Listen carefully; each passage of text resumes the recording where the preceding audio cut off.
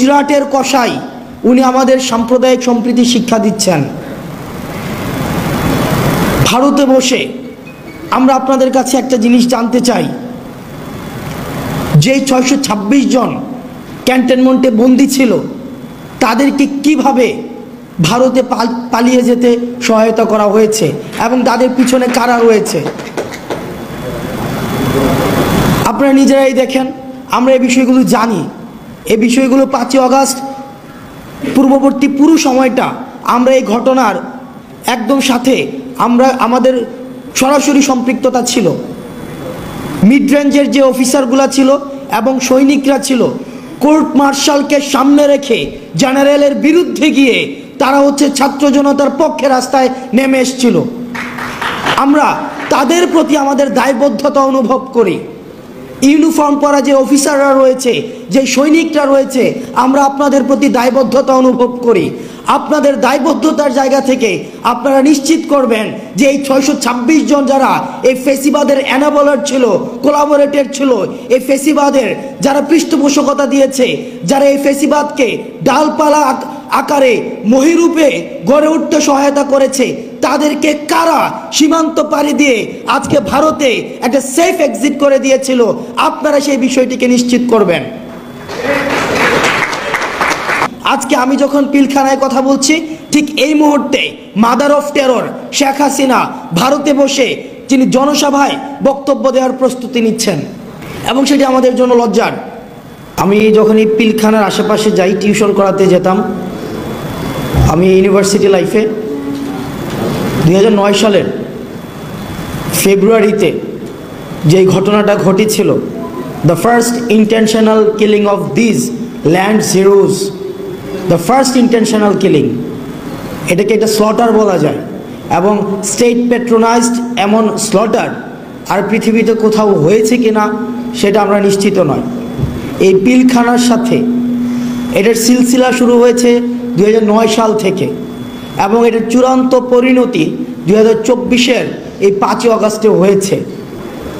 দুঃখজনক, এতদিন পরে এসেও আমরা পিলখানা, এই যে হত্যাকাণ্ডটা হয়েছে, সেটাকে ইউফেমিস্টিকভাবে এটাকে কি বলা হয়েছিল, বিডিআর বিদ্রোহ।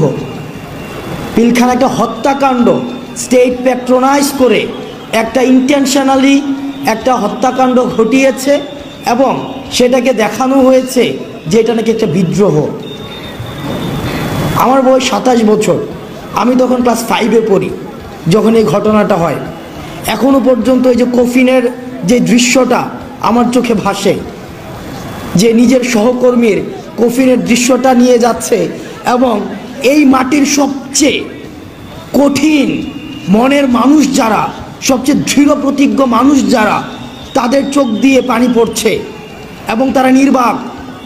এবং আমার অনেক অফিসারদের সাথে পরবর্তীতে কথা হয়েছে, সেদিন তারা প্রস্তুত ছিল যারা এই ধরনের আক্রমণটা ঘটিয়েছে তাদেরকে প্রতিরোধ করার জন্য, কিন্তু কোনো ডাইরেক্টিভস পাওয়া যায়নি। সন্ধ্যা পর্যন্ত অপেক্ষা করতে হয়েছে, কোনো ডাইরেক্টিভস নাই। যখন ইন্টেনশনাল অপারেশনটা ডান হয়েছে, তখন তখন থেকে আমার মনে হয়েছে যে আমার ব্যক্তিগত পর্যালোচনা, এই একটা ফোর্সকে ইন্টেনশনালি ক্রিপেল করে ফেলা হয়েছে, একটা গণ্ডির মধ্যে নিয়ে আসা হয়েছে। আমি এই পিলখানাতে দাঁড়িয়ে সৃষ্টিকর্তা কবুল করেছে, আমরা যখন আসতাম যেতাম এবং এই চেতনাটা ধারণ করতাম, এই বিচারের কথাটি আমরা অন্তত এটা প্রতিষ্ঠিত করে দিয়ে যাব এবং সৃষ্টিকর্তা এই সুযোগটা হয়তো আমাদের অন্তত বলার সুযোগটি দিয়েছে। আমরা আপনাদের মধ্য থেকে এই দাবিটা আমরা আরও বেশি বেশি চাই, যেন আপনাদের মধ্য থেকে এই জিনিসটাকে আপনারা এমফাসিস করেন। খুব দ্রুততম সময়ের মধ্যে এই পিলখানা হত্যাকাণ্ডের সাথে যারা জড়িত ছিল এবং নিরপরাধ অসংখ্য অফিসার রয়েছে, এতদিন পর্যন্ত যারা কারাগারে রয়েছে, ট্রায়াল অ্যান্ড এররের মধ্য দিয়ে যাচ্ছে, দ্রুততম সময়ের মধ্যে যেন এই বিচারটিকে নিষ্পত্তি করা হয়। এবং যারা ভারতে চলে গিয়েছে তাদের টাকা পয়সার কোনো অভাব নেই। আজকে আমি যখন পিলখানায় কথা বলছি, ঠিক এই মুহূর্তে mother of terror Sheikh Hasina ভারতে বসে তিনি জনসভায় বক্তব্য দেওয়ার প্রস্তুতি নিচ্ছেন। এবং সেটি আমাদের জন্য লজ্জার।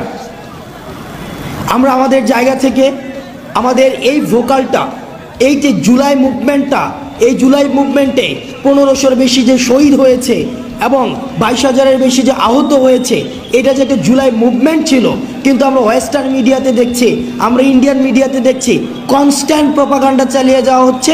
এটাকে বলা হচ্ছে rise of fundamentalism and just a political upheaval. আমরা আমাদের জায়গা থেকে এই জিনিসটাকে প্রতিষ্ঠিত করতে হবে। এটা শুধুমাত্র পলিটিক্যাল আপহিভাল ছিল না, এটা রাইজ অফ ফান্ডামেন্টালিজম না, এটা একটা সকল শ্রেণী পেশার মানুষের, ছাত্র, নাগরিক এবং সিপাহী যারা, সৈনিক যারা, সবাই রাস্তায় নেমে এসেছিল এই ফেসিবাদের বিরুদ্ধে। এবং এটা ফেসিবাদের পৃথিবীর যে কোনো প্রান্তে, এটা একদম পূর্ব থেকে পশ্চিম, উত্তর থেকে দক্ষিণ, যেখানেই ফেসিবাদ আবার মাথাচাড়া দিয়ে উঠতে চাইবে, এই শেখ হাসিনার পতন এটি হবে একটি টেক্সট বুক এক্সাম্পল।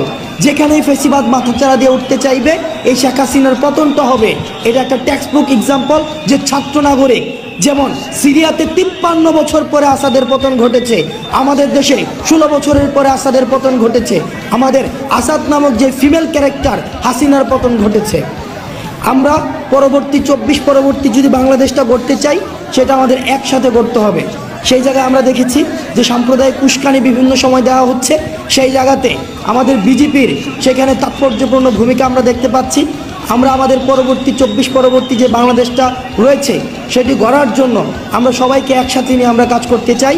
এবং ইন্ডিয়ান এবং ওয়েস্টার্ন মিডিয়াতে যেই ধরনের প্রপাগান্ডা এখন বর্তমানে স্প্রেড করা হচ্ছে, সেগুলোর বিরুদ্ধে আমাদের কালেকটিভ কাউন্টার প্রপাগান্ডা সেল আমাদেরকে চালাতে হবে। এবং আমরা আমাদের ফেসিবাদ আর কোনো রূপে আমরা ফিরতে দিব না, এটা কোনো নামে আমরা ফিরতে দিব না। যেই ফেসিবাদ হয়ে উঠতে চাইবে তাদের বিরুদ্ধে আমাদের লড়াই এবং আমাদের সংগ্রাম অব্যাহত থাকবে। আপনারা ভালো থাকবেন, সুস্থ থাকবেন। আপনাদের সাথে সব সময় দেখা হবে রাজপথে, কখনোই আপোষে নয়, সংগ্রামে। সালামু আলাইকুম।